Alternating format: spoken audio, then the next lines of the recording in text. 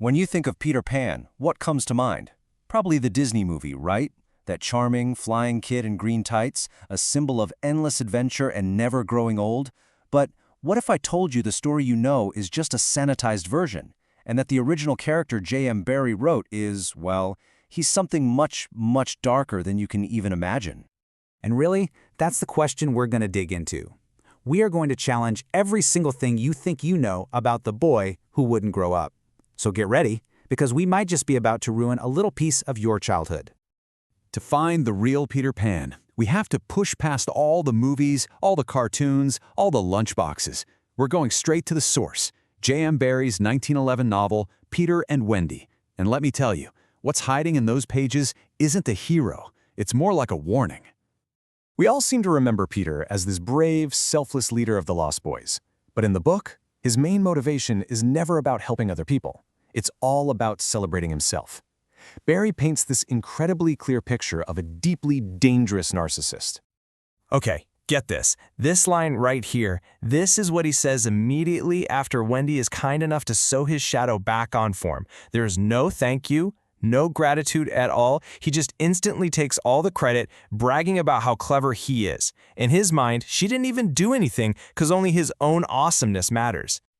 And this isn't just some harmless vanity, you know? This self-obsession has actual life-or-death consequences.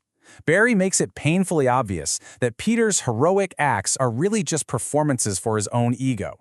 He loves the thrill of it, the game, but the actual people he's supposed to be saving, they're basically just props. And if you don't believe me, this is the narrator, Barrie himself, spelling it out for us. When Peter is saving Michael from drowning, he waits until the absolute last second. Not because he has to, but because it's more dramatic. It's more fun for him. It's his own cleverness that gives him a rush, not, the saving of a human life. His heroism is just a show. So, okay, if he's that selfish about life and death, what about his friends? What about his relationships? This is where Peter's whole psychology takes an even more disturbing turn. It goes beyond just selfishness. We're talking about a pathological inability to even remember the people who are supposed to matter to him. I mean, you'd think so, wouldn't you? Wendy, Tinkerbell, the Lost Boys, they have these unbelievable adventures together. They fly, they fight pirates, they live in this magical world. Surely those connections, those shared memories, surely they mean something to him, right? Yeah, no. This quote is absolutely chilling. In the middle of their journey to Neverland, Peter just forgets who Wendy is, completely blanks on her. He's about to fly right past her without even a hint of recognition. She has to, in the book's words, agitatedly, desperately, reintroduce herself to the very boy who just convinced her to leave her entire family. But his response is what's truly mind-blowing. He doesn't apologize, he doesn't feel bad. Instead, he treats his broken memory like it's a small inconvenience that other people need to manage for him. The burden isn't on him to remember his friends, it's on them to make sure he doesn't forget them. He says this to her like it's a totally normal, reasonable thing to ask. Can you even imagine the psychological toll of that? To know that you only exist in his world as long as you are constantly shouting your own name at him, the second you stop, you just vanish from his mind. This isn't some cute, charming quirk. It is a terrifying window into a mind where people are completely and utterly disposable. All right, let's get into it. The absolute, without a doubt, darkest part of this entire story. We've seen the narcissism. We've seen the chilling emotional detachment. Now, we're going to talk about what he does when his followers break his #1 rule. This is the moment Peter Pan goes from being a troubled kid to an actual monster.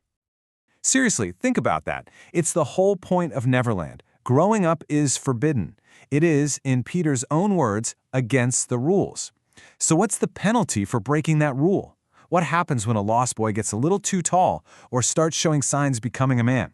What does Peter do? Just let that sink in for a second. 3 words. Peter thins them out. Barrie doesn't even explain it. He just drops that horrifying, casual little phrase into the story and moves right along, leaving you to deal with the terrifying implication. And here's the full line, just presented as a simple fact of life in Neverland. It's not a one-time thing, it's just maintenance. The number of lost boys changes, the book says, according as they get killed and so on. And this is one of the main ways it happens. Peter Pan, our beloved hero of childhood, murders his own friends for the crime of getting older. And let's be crystal clear, there is no ambiguity here. This isn't up for interpretation. To thin out a herd of animals is to selectively kill some of its members to manage the population. Barrie chose those words very, very carefully. He is telling us, flat out, that Peter Pan is a killer, and his victims are the very boys who look up to him as their leader. So when you start putting all these pieces together, the picture that you get isn't some fun-loving adventure. It's a cold, cruel tyrant of childhood. A little king enforcing his own twisted laws in a kingdom that's built entirely on his own ego. So let's just recap what the original book actually shows us. He's completely self-absorbed, so much so that he steals credit for other people's kindness.